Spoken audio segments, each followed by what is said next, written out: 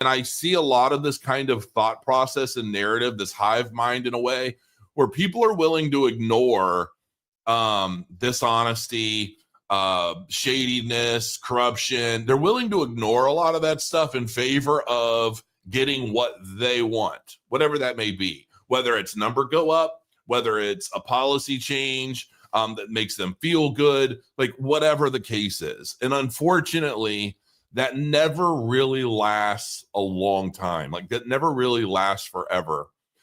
And, you know, Charles has been on here in the past and we've talked about like this tortoise and the hare kind of race. Charles is very well aware. IOHK is very well aware. All of these folks are very well aware of the idea that they are the tortoise in the race. But what happens is that some of these chains that we would consider the hare, they're going to burn out. At some point, they will burn out. Now, they may transition into a different asset or transition their narrative to something else. I see some of that already happening. That's fine. Maybe and hopefully it's to better technology. But like I've seen some transition from one chain, like one centralized chain to another more centralized chain. And then that and all of this marketing and everything started going towards pushing that. And then that chain like crashed, right? And I'm thinking to myself, that's going to suck for a lot of people. It's basically like the same thing with a slightly different narrative. And it's just a rinse and repeat of the same machine, if you will, right? And it's all venture funded. It's all why break what you know, like how much money is being made with the other chain. Anyway, I know I'm talking in code. You guys get what I'm talking about. The overall point that I'm trying to make is Cardano has been built to do exactly what it's starting to do. And then once you add Midnight to the equation of all of this and add a secure privacy layer that's basically running on Cardano, but with the benefits of, you know, your privacy, your zero knowledge proofs.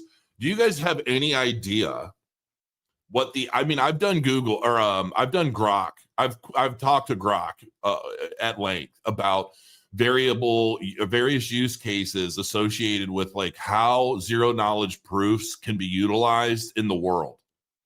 Folks, it's endless. It is truly endless.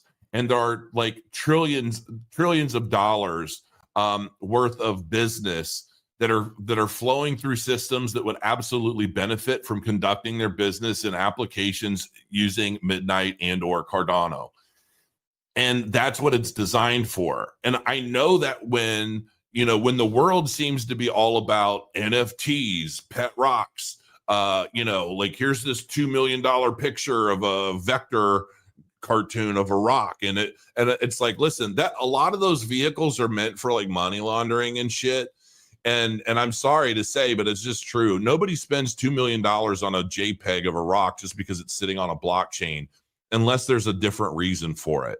Okay. And there are laws associated with using art to, play with your money. Okay. To play with your taxes, to play with, that's why a lot of that stuff happened the way it did. It wasn't because it's like this new movement and like art is now blockchain. And the only artist I think that actually like legitimizes NFTs is, oh my gosh, Banksy.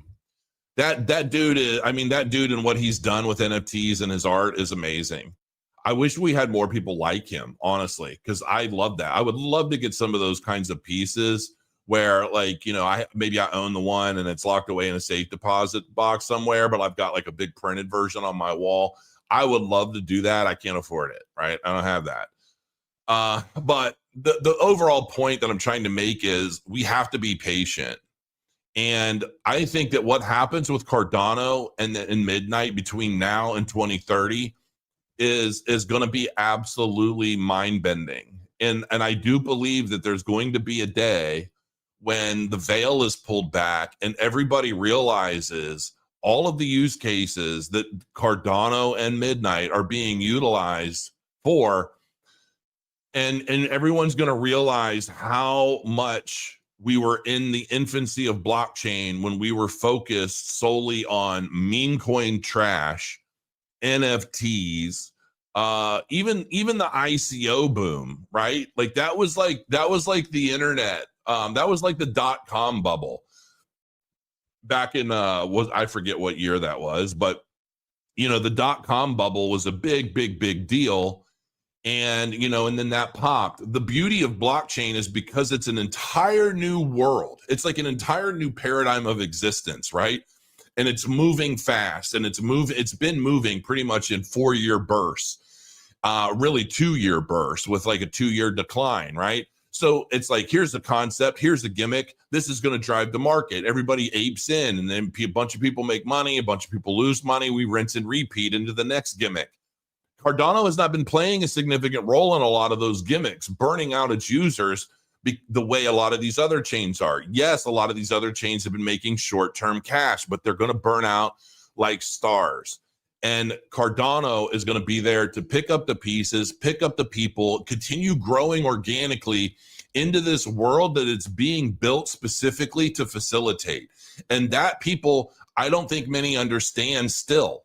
They don't understand the technology behind Cardano and why it's different, why it's built the way it's built the way it is, why it just everything about it is dramatically different in the way we rate and we rate like transactions per second, how that's so different, right? There's a reason why a lot of the people that are talking against Cardano use transactions per second as a metric to try and make Cardano look inferior, knowing full well that one transaction can have like 400 data points in it compared to a one-to-one and other more centralized chains. There's a reason they ignore this stuff intentionally, because they don't want people to catch wind of how different Cardano is and what it's really built for, and why we don't see a lot of the bullshit on Cardano that we see on a lot of these other chains. It wasn't built to be a gimmick. And that's one of the things that attracted me to it in 2017, was that its design and its academic approach is meant for the long haul.